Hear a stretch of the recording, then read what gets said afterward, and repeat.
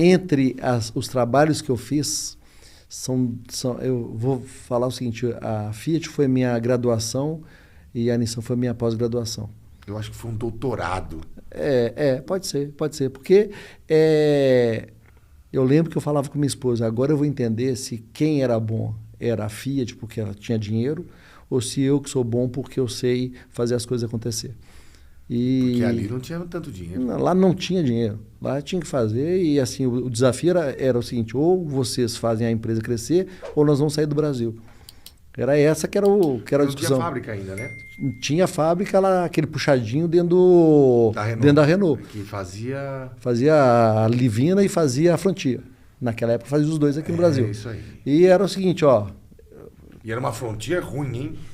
E tinha também a Xterra. Teve a Xterra. Durante um tempo eu já entrei e já não tinha mais. Ah, tá. Mas assim, vão lá vocês e consertam. E façam acontecer. Entrou eu, o Abelardo já estava lá, o Tai, né? Kawasaki era o nosso chefe, e tinha o Ricardo Viana, a gente falava que eram os 4 fantásticos. A gente brincava, né? Porque o trabalho que a gente tinha que fazer tinha que ser espetacular, senão... Não, aí vamos lá. Você chegou lá e falou assim, bom, tem um décimo do budget que eu tive numa mesma posição antes. O primeiro desafio, qual foi? Quem dera fosse tão simples assim. Eu cheguei, olha, você pode fazer, vai lá. Aí, num certo dia, me chamaram e falaram, ó, presidente das Américas, vem aí. O Carlos Tavares, que hoje é presidente da Stellantis. O Carlos Tavares vem aí, você vai ter meia hora com ele para convencer, apresentar a sua estratégia, o seu plano.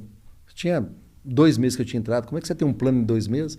Vai lá. E eu pedi ajuda da agência, a agência provou por A mais B que o nosso problema era a falta de dinheiro. Porque as grandes tinham muito dinheiro, a Hyundai, apesar de pequena, tinha muito dinheiro e a gente era a 13ª em termos de verba. Então, fui lá falar com ele, falar, ó, Carlos Tavares, prazer, eu sou o Murilo, vim aqui te falar, olha aqui, somos pequenos porque a gente não tem dinheiro, precisa de mais dinheiro. E ele virou para mim, portuguesa, né? Ele é fantástico, eu amo de paixão. Ele é muito bom. Ele virou e falou, senhor Murilo, português todo formal, Sim. O senhor pode fazer tudo que o senhor quiser, menos gastar mais dinheiro. Se o senhor foi contratado porque o senhor é criativo, seja criativo. Você tem toda a liberdade, faça o que você quiser. Com esse dinheiro. Com esse dinheiro que você tem aí. E aí, assim, era 10 vezes menos, 10 não, 8 vezes menos do que qualquer uma das grandes. Significa dizer que quando Volks, Fiat, GM, Ford e Hyundai entravam no ar, elas entravam com 40 comerciais. E eu entrava com 1. Então eu tinha que ter um comercial que... Não, você estava com... 1. Era 8 vezes menor do que qualquer uma dessas. 8 vezes 5 dava 40 comerciais. Entendi. Então tinha um comercial minha, 40. tinha 40 das outras. Nossa. Assim, eu chamava a agência e eu falava com ela, precisa de uma coisa diferente. E a agência vinha com o mesmo.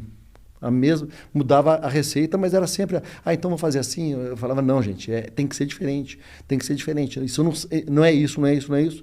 Até um dia, e a solução apareceu via mídia, o cara de mídia falou, nós estamos com uma ideia meio doida, mas você tem que ser louco para poder fazer. Eu falei, opa, vamos lá, o que é? Ele falou, nós vamos pegar todo o dinheiro do mês, colocar num final de semana, todo. E aí a gente vai chamar atenção, porque a gente não tem dinheiro, no final de semana você vai chamar atenção. Eu falei, e se der errado? Eu falei, aí você fica o mês inteiro sem fazer propaganda. A gente acaba com o mês. Eu falei, mas tá meio estranho isso aí. Ele falou, não, mas para funcionar, o comercial tem que ser muito bom. E a gente criou um formato, uma fórmula de aprovação para poder ter certeza que o comercial ia ser bom. Então era o seguinte, tem que ser criativo. Agora, a Fiat faria esse comercial? Faria, então não presta. A Volks faria, então não presta. Essas montadoras não fariam, não, ninguém faria. Então esse comercial parece bom. Você falou de estratégia, você não quer ser. Exatamente. Começou a ser bom. Legal. Então, próximo passo. Esse comercial faz as pessoas olharem e falarem, nossa, deixa eu ver de novo e ir no computador ou no YouTube? Não, então não presta. Faz o cara levantar. Então esse comercial parece que é ele. A pessoa está lavando louça, ela faz assim, ó. Eu falo, nossa, eu preciso ir lá ver de novo. É exatamente isso. Que loucura que é essa? Que porra é essa? Deixa eu ir ver na internet, porque eu acho que... E a última era o seguinte, depois que ele fez isso tudo, ele tem vontade de mandar para os amigos e discutir, conversar no sexta-noite, sábado à noite? Não, então não serve. Tem. Então é esse. Aquela coisa assim, você chegou a ver? É isso aí. aquele É, isso, comercial? é papo de bar. Sentou no bar, jogou a chave do carro, jogou o cigarro na mesa, fala, você viu o comercial? Os caras são doidos. Era isso que a gente queria. Era a época dos comerciais virais. A gente queria virais, mas com essa fórmula de decisão. E o que era? Virou as campanhas que viraram, né? Não, mas o que era esse primeiro? O primeiro comercial? É, esse que você falou, esse dessa lista disruptiva. Cara, assim, o primeiro comercial que passou foi o das bolinhas do alvo, né? Derrubando. Mas, assim, vinha comercial muito bom e que a gente falava, não é esse, porque esse a Volks pode fazer, a Fiat pode fazer. E ia até chegar lá embaixo. E aí a gente apostava numa ideia. E sempre era o seguinte, a gente aprovava no final de semana para no outro final de semana estar no ar, para não dar tempo da concorrência ficar sabendo.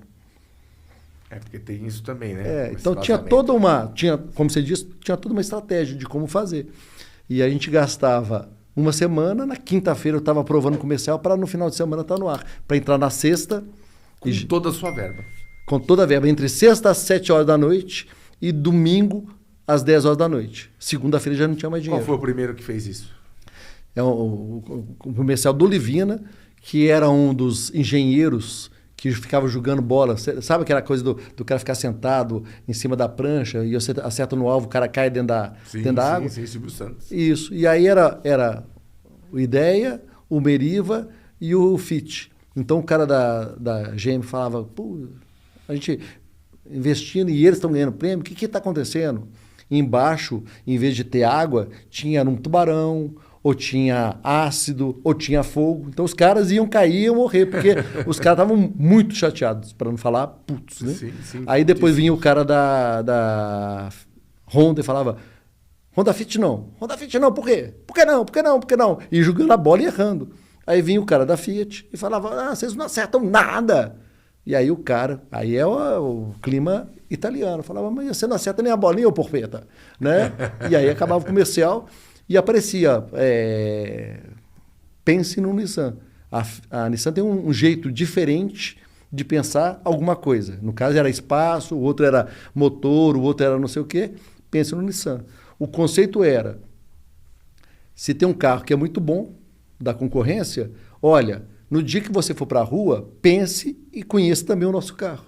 Por quê? Porque a gente sabia por pesquisa que as pessoas gostavam de Nissan, no sentido de, olha, essa é uma boa marca, sim, mas elas esqueciam da Nissan, porque não tinha comercial no ar, no final de semana de fazer compra. Então a gente falava, olha, não se esqueça, porque passou, aumentava a chance de vender. Sim. E o interessante é que no final de semana, assim, o Livina era o segundo carro da família. Era o carro da esposa, era o carro do meio da semana. Final de semana eu rodava com meu carro bonitão, meu Volkswagen, meu Fiat. No final de semana do comercial, lotou de Livina na rua. Todo mundo queria mostrar que era inteligente e tinha comprado Livina. E eu lembro assim que, de repente, no final de semana, estava cheio de Livina na rua.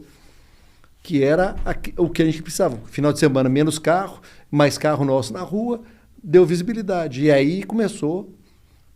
Vocês não fizeram nenhuma estratégia assim, ó, joga na mão das pessoas aí para marketing, test Não drive. tinha dinheiro. Não tinha dinheiro. Não tinha carro sobrando. Não tinha dinheiro, cara. Não tinha dinheiro. Pra você ter uma ideia, a gente fez um segundo comercial, não colocamos na televisão, só na internet, que era um pedido de desculpa para os concorrentes, porque os concorrentes entraram na justiça, a gente fez um comercial que era o seguinte, olha, a concorrência reclamou e a gente tirou o comercial do ar. Então a gente queria pedir desculpa. Desculpa porque a gente fez um carro melhor do que o de vocês.